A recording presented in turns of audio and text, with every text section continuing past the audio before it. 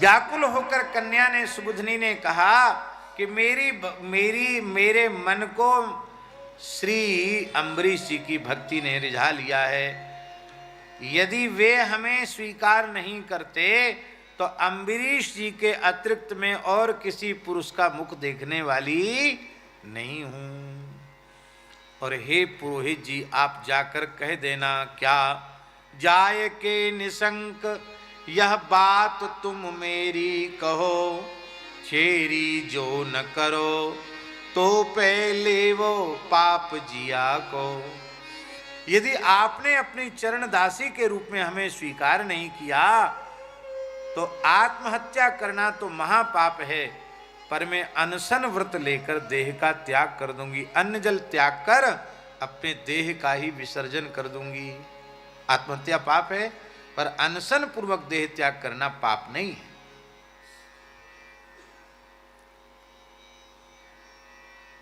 और ये बात पक्की है, जब कोई व्यक्ति संकल्प लेकर अनशन करता है और देह त्याग करता है तो जब तक उसके संकल्प की पूर्ति नहीं होती है तब तक उसको बार बार जन्म लेना पड़ता है।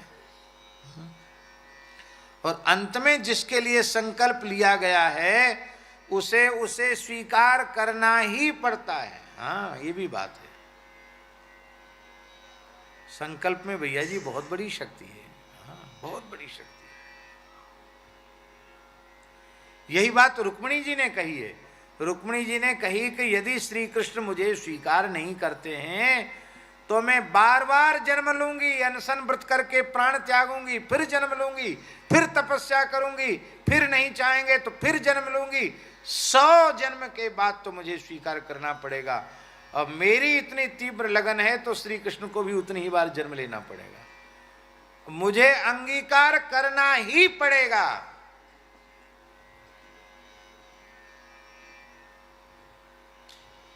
कोई चारा नहीं है। अब तो और हमारा शरीर हमारी इच्छा की पूर्ति के बिना छूटेगा तो पाप किसके सिर पे जाएगा? तो पे लेवो पाप जिया को। हमारे मरने का कलंक आपके माथे पर लगेगा कि बेचारी की कोई ऐसी कामना थोड़ी थी, यही कामना थी ब्याह कर लेते। भाई वो कुछ चाहती नहीं है सुख, केवल सन्निधि मात्र चाहती है। आपने उसकी इच्छा को पूर्ण नहीं किया तो आपके ऊपर पाप लग जाएगा। बोलो भक्तवत्सल भगवान की। प्रसंगवश यह बात हम कह रहे हैं। 1966 में जो गोरक्षा आंदोलन हुआ था उसमें पूज्य श्री प्रभुदत्त ब्रह्मचारी जी महाराज ने आमरण अनशन किया था और सीधे साधे भोले संत को छल पूर्वक लोगों ने उनका अनशन प्रभावित कर दिया था। अनशन पूरा नहीं हो पाया। लेकिन ब्रह्मचारी जी के साथ कुछ और भी महापुरुष बैठे थे अनशन के लिए। वो बहुत प्रसिद्ध नहीं थे, इसलिए सरकार को उनसे कोई भय नहीं था और वे अनशन में ही उनका प्राणांत हो गया। हमारे पूज्य गुरुदेव भक्तमाली जी उनका स्मरण करते थे, मुझे नाम स्मरण नहीं है। 1-2 ऐसे महापुरुष थे जो बैठे थे ब्रह्मचारी जी के साथ ही, उनका शरीर पूरा हो गया।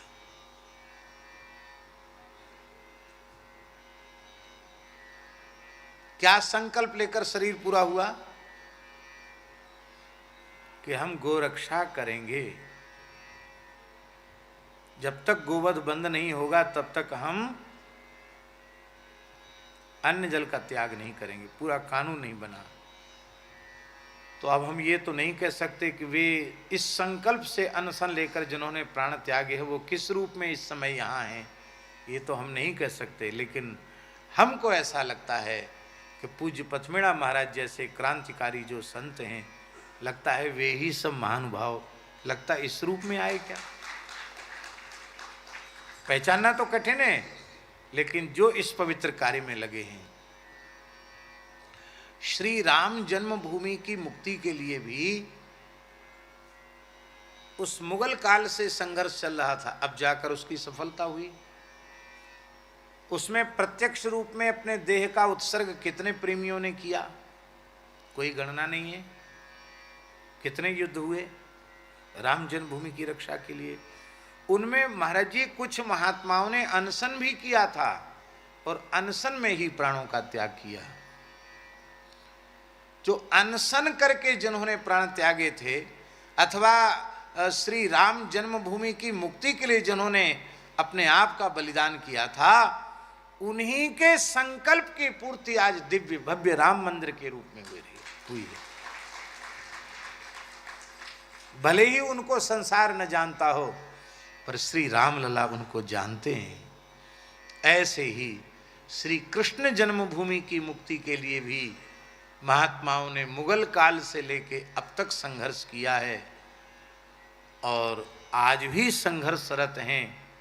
निश्चित ही उन जिन महात्माओं ने इस कृष्ण जन्मभूमि के लिए अपने प्राणों का उत्सर्ग किया, उनके सत्संकल्प की पूर्ति भी गिरिराज बाबा की कृपा से, ठाकुर जी की कृपा से जल्दी होने वाली है।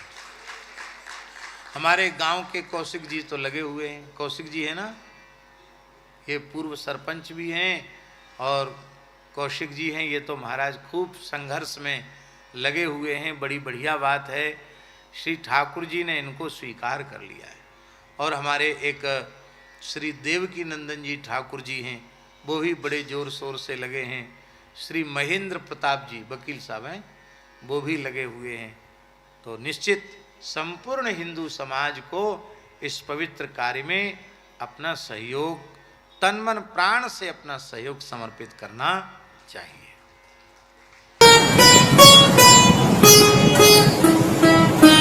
श्री सीताराम प्रतिदिन सत्संग एवं दर्शन के लिए श्री महाराज जी के ऑफिशियल चैनल को जरूर सब्सक्राइब करें।